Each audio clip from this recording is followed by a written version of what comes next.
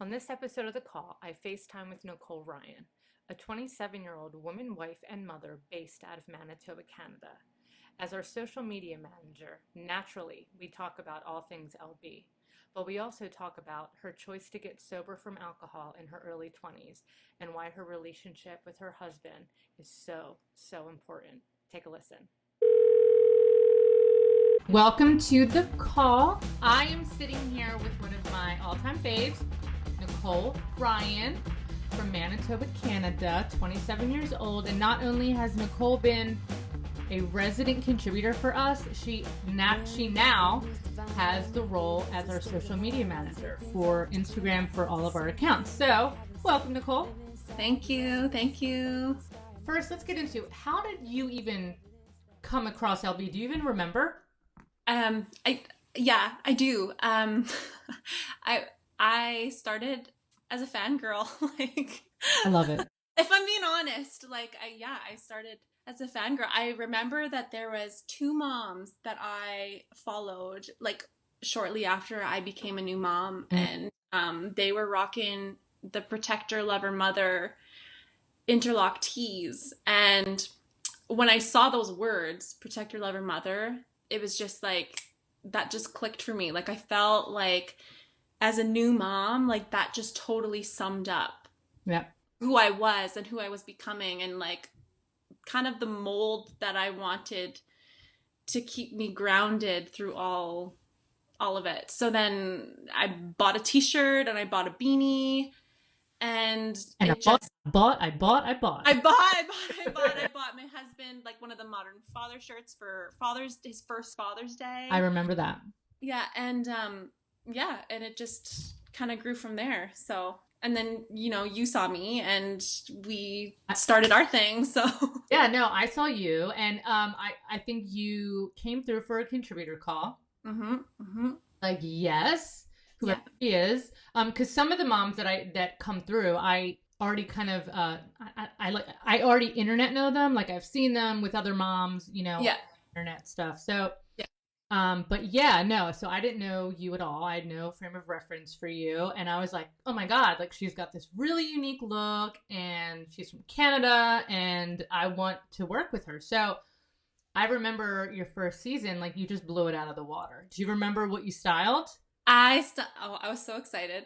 I styled the Protector, Lover, Mother varsity jacket, and I was so I was so excited that I got to style that one, because I remember even saying in my emails, it's really cold in Canada, we get lots of snow, so I would be really good to do some shots in the varsity jacket. Yeah. I was really shameless about it because I really wanted to style it, and I did, and I loved it. So yeah, I was gonna say that jacket really is can you talk about that jacket for a minute? Do you, and not because you work with LB, but honestly, that jacket is it's warm. Yeah, it's so warm, and it gets cold. One of the shoots, and maybe you can find a picture of it. Of course I can. But one of the shoots that we did, it was okay, now I'm Canadian, so I'm going to be talking in Celsius, so I don't know what that is in Fahrenheit. So, girl, but I don't know. It's really fucking cold. So it was minus 40 Celsius here, and my husband and I got all dressed up, and we went outside because I really wanted to do and it's cold and it's crisp, and when you breathe, the fog, and it was just it was one of my favorite shoots that we did too, and it was just all outside, and there was some grain bins, and there was me and laying in the snow in the jacket. And, oh yeah, doing the old doing the snow angel, yeah. And I had a firework in one. It was so much fun, and my whole bottom half was freezing. I was so cold, but I was warm. You layer it, and that's what I liked about it, is because it really transitioned to through the seasons. I wore it through fall and through winter and then spring, and it's just kind of it's just the perfect jacket. I love it. So one of my favorite things that I love to do is I love to go through your Instagram profile. So ready? Yeah, I'm ready. Instagram profile. So you and your husband Josh, genuinely look like you're really in love. We are. No, there's only one other person I said that to. Yeah. On the call so far, that I was like, you and your husband, you guys really seem like you're in love. We are, and he's He's such a fabulous man, and we've been together for 10 years. Amazing. We've been married for 8 years. You know, we were babies when we met. Did you meet in high school? Because you're 27. So I'm 27, but he's gonna be embarrassed. But he just turned 30, like the big 30. So we weren't in high school in the same time. We met through a mutual friend, and but we were so young. Like he just turned 20, like shortly after we started dating. I was still 17. I was in my final year of high school, and we were babies. But I think, you know, not that like we have the secret to anything or anything at all like that, but like one of the biggest things in our relationship and in our marriage is that we've allowed each other to grow. Like we're completely different people than we were 10 years ago. And so important. It is. And, you know, we've grown so much as individuals, but then at the same time, you know, we've been committed and focused to also growing together and, you know, having our marriage be at the center of that. And, you know, with 10 years of history, you know, you go through some shit, and mm-hmm. you know, we have just become stronger and stronger over the years, and that's both of our goals, to continue that. But I love him, like I really do. And he's adorable. He really is. And you look together. But actually, you know, you said something about we've been together for 10 years and you go through a lot of shit in 10 years, which is absolutely true. But I think something that a lot of people don't know about you is that you had a drinking issue and you got sober. I did. And I think for me, I grew up in a house where my mom, not saying that you're an addict, but she was an addict. And so she was an alcoholic. And later on in her life, she started to abuse prescription pills. But I went through the whole, her getting sober and having sobriety for like, maybe it was like 8 years, and then she went back. So I'm very, not saying that that's what happens when people get sober. No. I'm just very familiar with the concept of it and the experiences of it. And so do you want to talk just a little bit about that? Like what made you go, you know what, maybe I shouldn't be drinking. Like maybe so in November, actually, will be my 5-year anniversary of being sober. And like, yeah, it's huge. And I celebrate it every single day. And I mean, obviously it has progressively gotten easier throughout the years, but you know, at the same time, you know, what you said about your mom, like the chances of relapse for an alcoholic or an addict, it's very likely, like that, you know. So that isn't a truth that I try to avoid, right? So it's something that has to be in the forefront of my mind all the time. But so 5 years ago, I can't even like pinpoint a time when it was just like, okay, things are started to like spiral a little bit. Like it was just this gradual reliance on alcohol that just kind of started to spiral. And there wasn't like a rock bottom moment, right, or anything like that, but it was just kind of the accumulation of, you know, the years of me pretty honestly just doing damage to everyone around me and to myself. And go ahead. I was going to do this before you go any further. The point about, you know, you and Josh being together so long is that you guys met and you both drank. Mm-hmm. And then, you know, you chose to get sober and Josh still casually drinks. Mm-hmm. Yeah. A lot of times that actually kind of like, it's like a make or break in a relationship because they don't know how to relate to each other. Yes. So to me, that's like another test of like, you guys going on. No, really. Yeah. Well, and, you know, and he was the biggest supporter in my decision to get sober, and I couldn't have done it without him. I really couldn't have. And, you know, during that moment when it was like, okay, something's got to give, needs to change, there was no like ultimatum given or anything like that. But I knew and I recognized that if I didn't change what I was doing, I was going to destroy my marriage. And, you know, he was so supportive, and it had to be my decision. And I think that, you know, with whether you're an alcoholic, addict, or, you know, you struggle with any kind of substance abuse, it has to be your decision. And I came to that decision I'm so thankful that I came to it when I did. And yeah, it changed our lives. And he was so, we, we had to like step back from, the certain environments that we were in. And he did that with me. He, for a while there, he wouldn't bring alcohol into the house. He, he was right there with me. And as, I got to a place where I could be around it and be okay, then he, was okay with casually drinking and stuff too. But I mean, for both of us, not that he ever had an issue, but like alcohol is just not something that is really in our lives anymore. And it is because of me. And, we're okay with that, and he's okay with that. And, because otherwise I wouldn't be okay. And that's me. That's not everybody, but that's me, No, and that's the thing. It's like, that's, saying that someone, it's not saying like drinking isn't bad. It's not about, this is a bad thing, but some people are predisposed and, and then I also, in addition to my mother, I had a brother who had, a substance abuse issue, and then later ended up, as a heroin addict, and then he took his life. So I'm just very familiar with the most the extreme,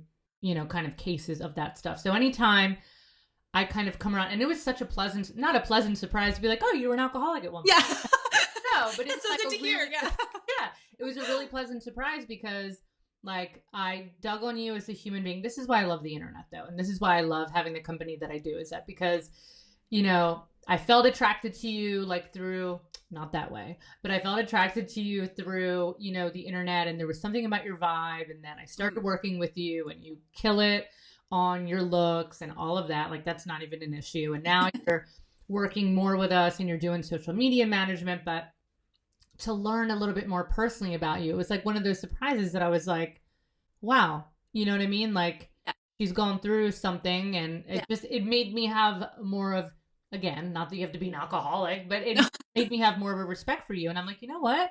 Judging from your profile and what you put out there, I would have never known. Yeah. You know, and I think, and I think sometimes there's a shame involved in it. Yeah, absolutely. Yeah, absolutely. And I think if we can like remove those stigmas and, say like, it's, me having a drinking issue at a certain point in my life has nothing to do with who I am as a person. Totally. You know what I mean? So anyway. It is something at this point now, it is something that I have come to, I guess, in a way, like embrace about myself. Like, this is part of my journey, and I wouldn't be who I am today had I not gone through that and come through that. And yeah, it's definitely not something that I like try to hide anymore, but I think I pretty much just talk about it like the once a year, like on my anniversary of sobriety, because it is like I am so proud of it. But you should be proud of yourself. 100%. There's so much shame that I think can be attached to it. And like my husband and I, we just got back from a road trip, and on that road trip, we were listening to some podcasts and stuff. And one of the ones that I listened to was an interview with, her name is Elizabeth Vargas, and she was like a co-anchor for 2020 or something like that. And she just wrote a book about her alcoholism. And, so they're talking about this interview, and like the fact that this is a thing for so many women, and so many women like live with that, and, the stigma attached to it. And, just hearing her talk about it and wanting to break down those walls. Yeah. And, so hopefully that, like, even if that's just, if I can contribute to that in any way, also like ending the stigma, it's just like. Well, you know what? And totally. And even with like this modern motherhood movement, that LB has created within its brand, and also that you're a part of, it's like, I want a space where women, you can be a part of this brand, and you can have amazing style, and you can kill it with your photos, and, talk about slaying it and all of that. But at the same time, there's also a realness that I want to bring. So even having a conversation like this is like real shit.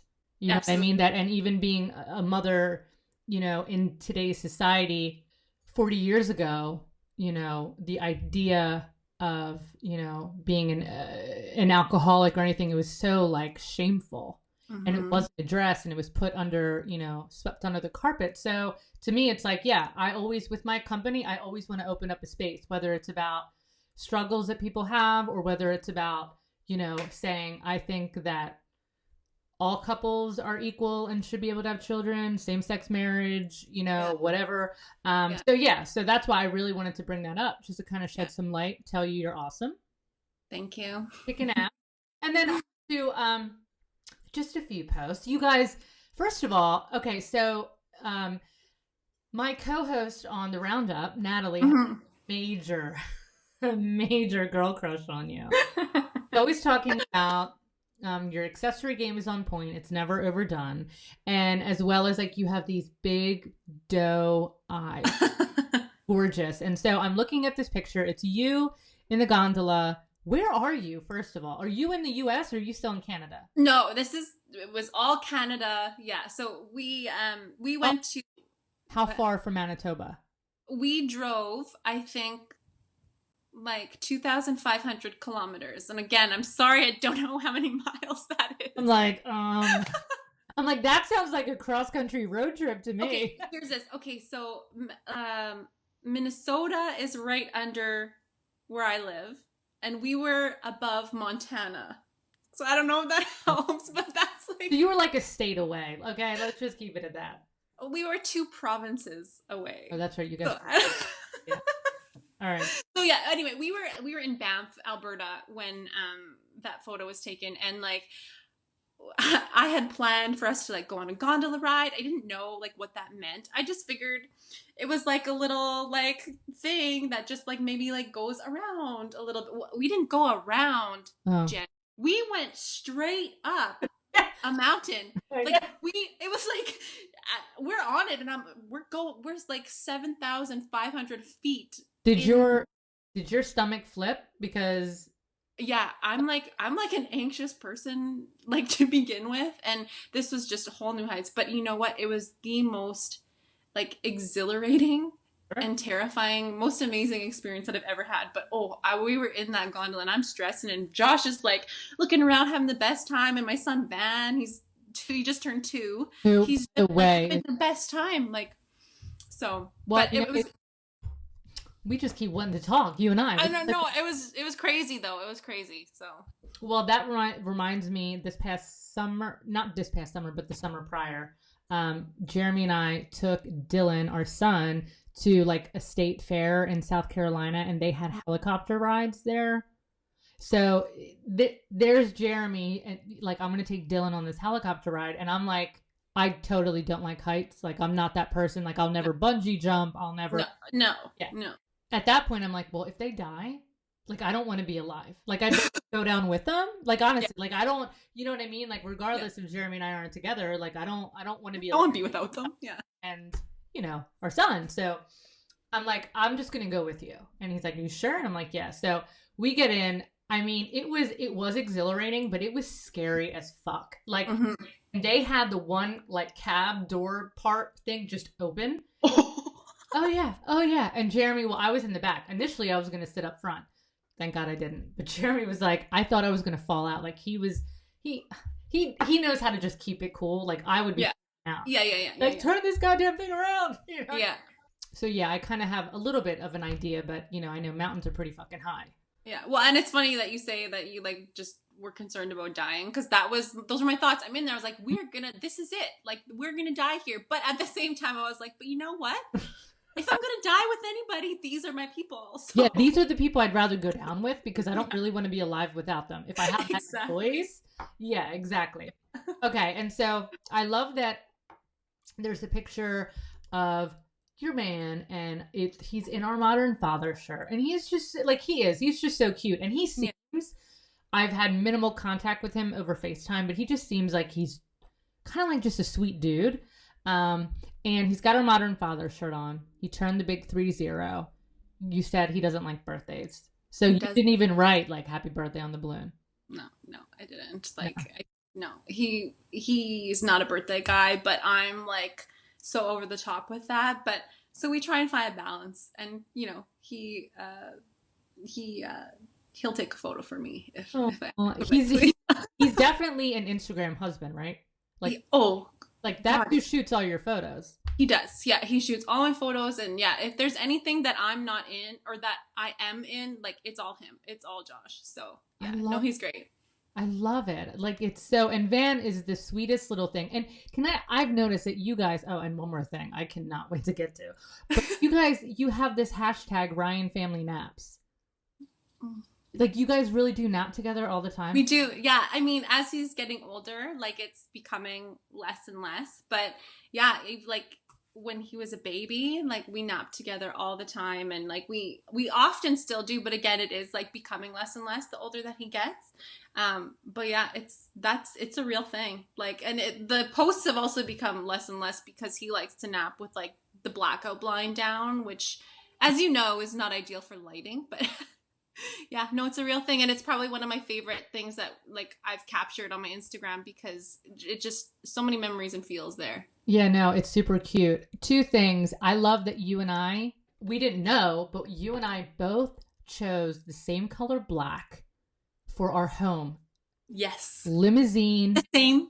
Yep. Bear. Yep. Yeah. Yeah. And I want to say like another high five to you because this is your dining room right here and it's adorable. I have Van sitting here. He's eating. What is he eating? I think, is he eating blueberries or something? Giving you an attitude. I love it. He is. And the other thing that I think is really cool is that Josh, he's a paramedic. He is a paramedic. Yeah. He's just like, he's the most steady, stable, like just brilliant and wise man.